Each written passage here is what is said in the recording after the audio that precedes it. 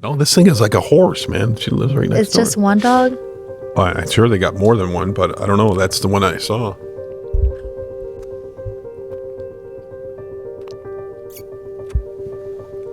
I think that's why we lost so many subscribers, because we talk shit about dogs. It might be. Ready? Yeah. I mean, I think women just need to know that all of your women's problems are solved by the man when they're properly sexed. All right. So, do you want the man to help you with dishes? Have sex with him. Do you want the man to take the garbage out, mow the lawn, do this, fix the drawer, fix this, do that? Just have sex with him, because everything becomes better in a man's mind when he's properly sexed. Yes. And women, I just don't think that women understand that or get that at a certain point. I mean, men just have this biological need and desire to have sex. And that's all women, it takes a lot of other things to make them happy. You got to buy them some stuff. You got to take them to the restaurant. You got to do, women are different than men. Men just have sex with me. I'll do anything you want. I'll do anything you freaking want. You need money? You need extra money to buy a purse? Just have sex with me. I mean, it's so stupid. It's so stupid that I say it that way. But my satisfaction, my happiness revolves around how often my wife puts effort, and that doesn't mean just show up for sex, right? That doesn't mean I mean, I don't know.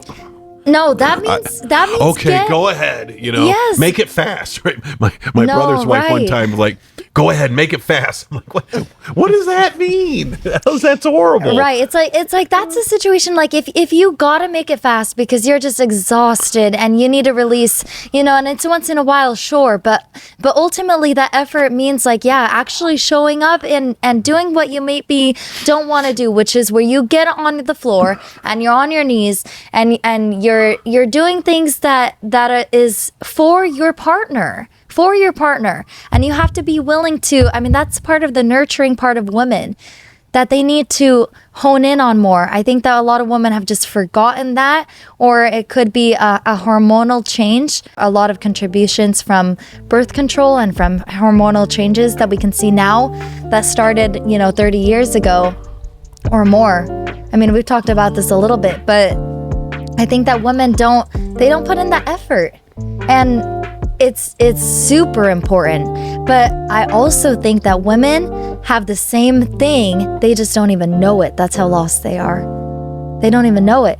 But I feel like, I mean, usually if we haven't had sex in like 2 days, I'm the one that gets cranky. Like I get mad. I get like angry. I'm like, I know how you feel. Yeah. I'm mad right now. And that's what I find intriguing about my role here, being this bridge of communication, is that I might have this particular tendency might be a little bit more like masculine driven within myself. But not all women might feel this way. And if you don't necessarily feel this way, this is where you have to understand that men are different than us, really, really different than us. And they truly need this. I mean, this is what I've learned just being around you and being around Steven and hearing our conversations about middle-aged men and men in general. I mean, it's imperative. It's imperative for us as a society to get back to a place where people are having sex every day, ideally. But at least multiple times a week. And certainly. I don't know if I need it every day, but certainly multiple times a week would be fantastic, honey. But it doesn't even only, I mean, I tell Steven all the time, like, it is healing. If you actually surrender to it and I mean, it's almost the same as the tool conversation. It's another tool that humans have. That if you actually lean into it and you understand the significance and the importance of it and you just go for it and you're willing to put out the effort, even if you don't want to, even if you're tired, recognizing that this is a part of the ecosystem. This is a part of like how your needs are met and how his needs are met and how things get done in the house later, like what you were saying. But for women, I mean, it's deeply healing. It will literally heal like back pain. It'll heal other types of pains that are going on in your body and other types of pains that are going on in your mind, you know, but you have to just actually be able to be willing to be in it. And I think that that's a part of it too. It's like it's very vulnerable, and more vulnerable the more that you put in towards it. Like the more vulnerable you are willing to be in it, the more you'll get out of it, you know. And for men, maybe it is just a little bit more of a release. I know that women treat it in general, like on a wide scale, a little bit more sacredly, or at least they used to. But I think that it's just, it has to happen. I mean, the fact that people are doing this less and less, it's a problem in America. It's certainly a problem. It's certainly a problem. Now, what about, how do you feel about sex toys? I think sex toys are good. You think sex toys are good? I think sex toys are good. Do you guys use them in your relationship? We haven't really. You haven't? No. Nobody's introduced them into your relationship? Yeah. You know, let me tell you, I don't know if my wife's gonna get mad at me because she doesn't watch this podcast, so she won't know. But like, my wife was like against them. My wife was against them, right? Like, no, right? So finally, I got her to, you know. So one time I'm like, okay, let me use this on you. So I used it on her, right? She's like backing up, like whatever. All right. So that the next time I use it again on her. The third time, finally I get her to help participate with it, right? You know, the fifth time. Now I'm laying in bed sleeping, you know, she throws it and hits me in the head and like, hey, go to work. I'm like, you know, all right. You know, I love sex toys during sex. You know, as a man, it seems like it's a little bit easier for me if I can get my wife to have an orgasm before we have sex. Yeah. Because once you get one, it just seems like the rest flow. Yes. Yeah. Right. Yeah. I agree. So that's what I love about the extra, you know, now, you know, I've tried like butt plugs and beads and all this other, I can't get any of that introduced yet. But you know, I think my wife is like very, you know, she's very conservative when it comes to all this stuff, and it you know, but it's like a borderline for me. Like I feel like I'm forcing her. You know, like, no, you know, do it. Just, you know, like, just try it. You know, I don't want to do it. And I'm like, just try it, you know, and it just feels like sometimes that I'm taking her out of her. I want her to be out of her comfort zone, and I want her to go to this erogenous zone that I think I research. That there's evidence that it's going to make her feel better and make her orgasm more and make her have better sex, you know, but I just can't. You know, I'm sure a lot of people have that problem where they just can't get your partner to get to that level, to just be free enough to be like, you know what, honey, let's try it. Yes. You know, as opposed to, you know, to the Heisman, right? I get the Heisman all the time. Like, no, we ain't doing that. You know, to you know what? Let me try that one time. If I like it, maybe we can do it again. That's what I'd rather hear as a man. Yeah. And I think that women in general are very responsive and very they'll reciprocate things that a man initiates. Generally, I think I need another one. I don't know if this light's still.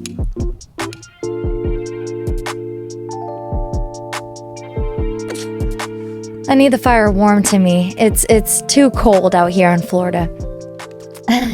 Transform your smile and turn back the clock with the middle-aged male luxury electronic toothbrush, a premium product in our men's bathroom box line. In just 10 days, you will experience whiter teeth and rediscover a more confident smile.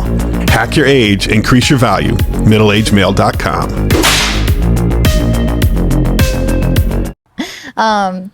Women are very responsive as far as like if a man initiates, and I think that a part of them feeling safe enough to embark on something new comes a lot from just like their safety and their security and their relationship in general. And part of this could be improved if communication between the man and the woman is...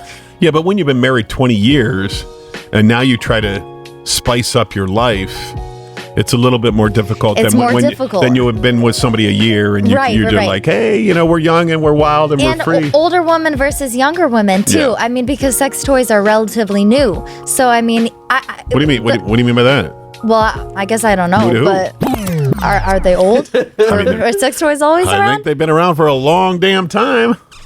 I think they've been around a long damn time.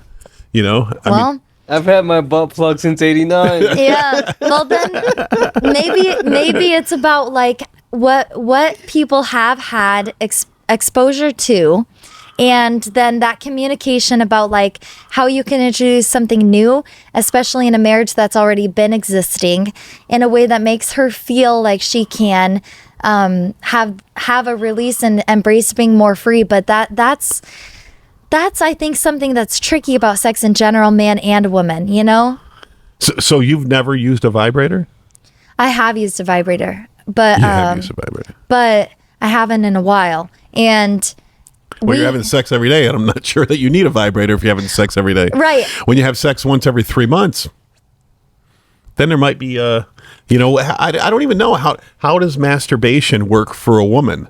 I mean, I know you're in a healthy relationship right now, but when's the last time you were single?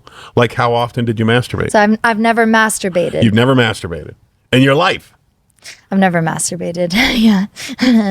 In my life. Shit. I masturbated 3 times today. And I think that, you know, it is more common for men to have masturbated than women, probably because for women it's usually easier to have sex, but also because women aren't, at least for myself, aren't thinking about it as much unless you're in a relationship. When you were 16, when you were young, when you were going through puberty, you never. I never have. I know. I found that a little strange, but I mean, I think my wife is similar to you because, I try to, there's, as a man, there's nothing more exciting than masturbating with your partner.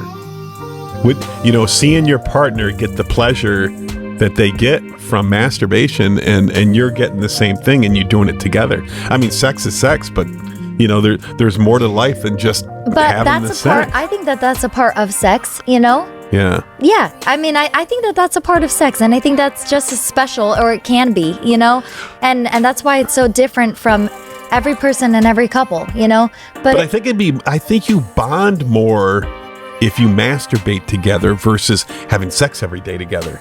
I mean, I just think it's a super intimate thing. Well, because you can learn exactly what brings you to orgasm. 100%. 100%. Right. Because And I don't know that's all the powerful. spots. Yeah. I'm still learning the spots, and I've been trying this for a long time. And that's something too that's different with my relationship now than I've ever had before. You know, I mean, right now my relationship is with my soulmate. I mean, with somebody that it's going to be with for life, and it's always like a sacred time to me. Like it's always super special, and there's something different about it. But I think that before, I mean, I've also experienced having a vibrator and sex, in a situation before where I can understand why you would want to have a tool to explore like orgasm with, and to help you understand like what it is that I actually really, really like, because maybe you haven't had that before. And if you're a married couple and you've been married for all these years and, regular sex wasn't cutting it, but you experience these tools and you're able to learn something new, and it's really fun, and you're learning something new like masturbating together, like that makes a lot of sense to me. I think it's just about, I can see how that works completely, So the joke is 90% of men masturbate, 10% lie. They all do it. So Steven, how often do you masturbate? I don't anymore, dude. I'm getting Anymore? I don't. Dude, we just Come on, there's no lying on this podcast, Steven. Dude, I don't lie, dude. we just do it a lot, so it's kind of like the moments. I can see that. I can see that. We're up from 5 o'clock in the morning, and then we go to sleep when we can't open our eyes anymore. And then I have a son, and then I try to have intercourse in between all of those things. The last so there's time no you were time. single, how often did you do it? Not that much. I don't know. Like I'm too, dude. My background's in psychology, and so I think about father relationship with mothers, and the whole thing just kind of bums me out. It's just not the same. I mean, in high school it was different when you just learn all that stuff, but I don't know. I'm a different breed. I get too I start thinking about the woman in depth, and Well, I'm talking about when you're single. When you're single. I didn't need to. You didn't I need was to when getting you were women. single? I was getting women. You're always, this guy's a stud, right? This guy, look how skinny. He's skinny, Well, he's that's muscular, he's good looking. That's like woman. I mean, it's like it's He's pretty much fucking always Fabio available. over So here. why would I? You know? Yeah. Yeah, I mean, women have that luxury of, being able to have sex. I mean, I don't know if it's meaningful or whatever, but, you can have sex anytime you want. Guys can't do that, unless you're Steven. Right. And I agree with that. I think that I think in general, it's a lot easier for women, and that's why so many men masturbate. I think the bigger problem is women. Women not wanting to put in effort, women wanting to have control over something, which is when they will withhold it. And that's not a healthy way of working with the ecosystem either. But I do agree that women do a lot more than men around the house. Mm-hmm. So they get a resentment, of... Right, but if they could understand that it's because, if they could understand that the ecosystem gets more balanced. Let me ask you a question. Mm-hmm. Steven's home with his son. You're there. You make dinner. And then you start cleaning up and nobody's helping you. Do you get this little thing in the back of your head like, what the fuck, right? What the... I mean... So... I did all this work for dinner. I made dinner. Nobody's helping me clean up. He's over there watching TV. Right. That's what I think that women get. That's what I think my wife gets. We have 4 kids. And then why do you want to go upstairs and do it? Yeah, It's like you didn't help me with my tasks. Yeah. Right, exactly. right. And I understand that way of thinking as well. I do. And that's why I also think that I've been purposefully put on this show because, I meant to exemplify a woman that would, be ideal in her way of thinking. And I think that women are nurturers. Women are meant to nurture. And sometimes that means putting away dishes. That means putting away dinner. Sometimes that means that your son, needs to spend time with his dad, and that's okay. And it's more about working on not building up that resentment. And if you did build up that resentment, how do you communicate that with your husband? And how do you work through that? I mean, think about makeup sex and breakup sex. How do you channel resentment back into the relationship? How can you go to him at night and say hey, maybe this is after sex too. It's after you've had that barrier broken back where you can be back into this. I mean, because that's what women need. They need to be broken up again. If they're resentment and if they're resentful and they don't want to open up to you, how do you as the man make her feel safe in a way where she's ready to open up again? Ideally, this would still be in the same hour, this would be in the same evening. How do you make her feel safe and understand where she's coming from too? And, maybe have a talk while you're working towards opening up and then getting to a point where you can't have sex again, and then channel that fuel into your sex and work out your resentment in that way. I mean, that to me makes a lot more sense. And that's what I try to do. If I find myself becoming resentful over tasks, in a situation where you were just describing, which has happened and does happen, I try to tell him immediately, it's we need to do this tonight.